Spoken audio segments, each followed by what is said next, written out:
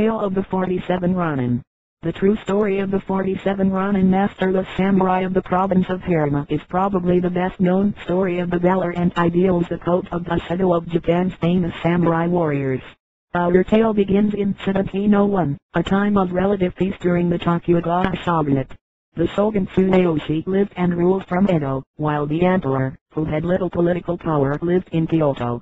To show respect to the emperor, Tsuneyoshi sent gifts and envoys to Kyoto for the New Year's celebrations, and in return, the emperor sent his own envoys to Edo in March.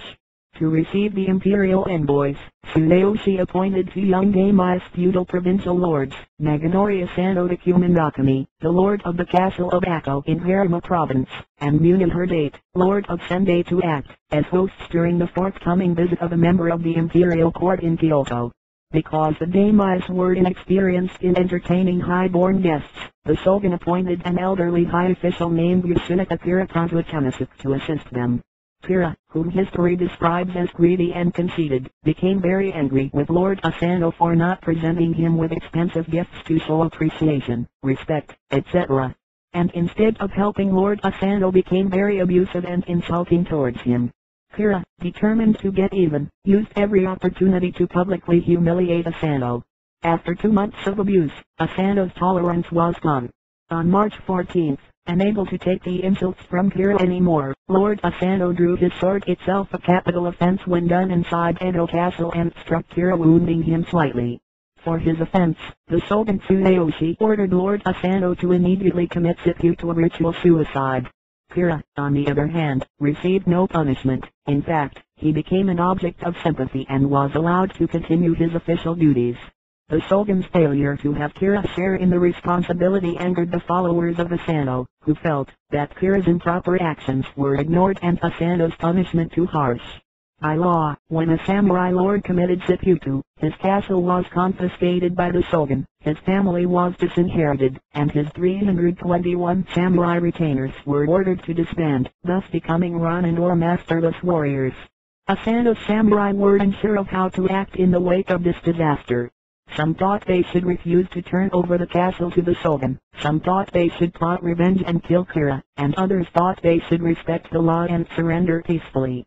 Oishi Kiranosuke, Asano's chief counselor, listened to the varying opinions and finally decided on a plan. He would petition the shogun to re-establish the house of Asano with Lord Asano's younger brother, Daikuto, as its head. If that failed, the samurai of Lord Asano would refuse to turn over the castle and defend it to the death. In the next few days, as the shogun's agents were on the road en route to the Ako, all of the Asano samurai which were opposed to the petition deserted the castle, leaving only 60 loyal samurai behind. Before the shogun's men could reach the castle, Daikuto Asano sent a letter to Oishi, asking him to obey the orders of the shogun and hand the castle over. Oishi and the 59 other samurai accepted Daikuto's request as binding on them, as the word of Lord Asano himself. But before they quit the castle, they made plans to avenge their Lord Asano's disgrace by killing Kira, whose samurai-like character had brought their lord and house to such a tragic end. Only this would restore Asano's rightful honor. The men split up to conceal their plans from Kira, who naturally suspected that Asano's retainers would try to get revenge against him. Oishi went to Yamashina, a suburb of Kyoto, where he earned a reputation as a drunken gambler, a ruse that successfully deceived the shogun's police and Kira's many spies. The shogun, still concerned that the affair might not be ended, ordered the arrest of Daikuto Asano and sentenced him to confinement in the main villa of the Asano family, thus ending any remaining hope that the house of Asano might be re-established. For nearly 2 years they waited, disguised as merchants, street vendors and even drunks, to get information on Kira and to be close to him should an opportunity arise to storm Kira's mansion. Finally, Kira and his allies finally relaxed their suspicions of Oishi and his men. At a secret meeting, Oishi and the other 59 Ronin decided that the time had come to move against Kira. But Oishi would allow only 46 of the men to participate with him in the attempt. He sent the other 13 back home to their families. One by one Oishi and his men infiltrated Edo, and on a snowy winter night of December 14th, 1702, the 47 Ronin attacked the mansion of Kira, while he was having a tea party. The 47 Ronin divided into 2 bands and stormed the mansion from the front and rear gates. In the great battle that followed, the 47 Ronin entered into battle against Kira's 61 armed guards. At the end of the 1.5-hour battle, Asano's Ronin had either subdued or killed all of Kira's men without any losses of their own. After a thorough search, Kira was found hiding in an outhouse. The Ronin brought Kira to the courtyard and offered him the same chance their lord Asano was given to honorably commit seppuku. Kira could not commit seppuku, so the Ronin beheaded him. Then, to symbolize the completion of their mission, the 47 returned to Asano's grave at Sengakuji Temple and set Kira's head before it, thus declaring their lord's honor redeemed. Prepared to die for their deed, Oishi sent 2 delegates to the magistrate of Edo, informing him of what had been done and telling the official that they would be waiting at the Sengakuji Temple, awaiting orders from the shogun. The shogun Tsuneyoshi, instead of being angry, was deeply impressed with the loyalty demonstrated by the 47 Ronin. This made Tsuneyoshi's decision all the more difficult. Although clearly sympathetic to their heroic act, he was nonetheless faced with a dilemma. Should he spare the 47 Ronin in recognition of their great display of Bushido and their defense of their lord Asano's honor, or should they be punished according to the law?